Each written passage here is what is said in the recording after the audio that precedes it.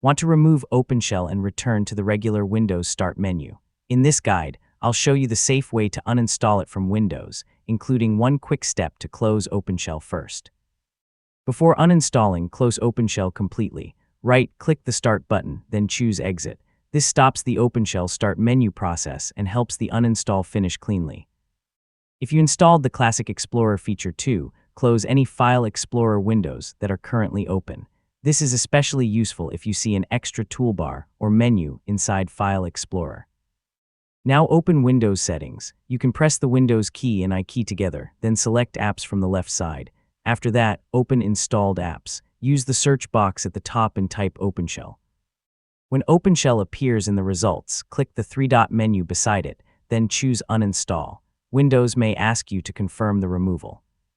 Choose Uninstall again, and if you see a permission prompt, select Yes. Then wait while Windows removes the program. When the uninstall is complete, restart your computer if Windows asks you to. After restarting, your normal Windows Start menu should return. OpenShell may keep its old preferences saved on your computer, so, yeah, they can be used again if you reinstall it later.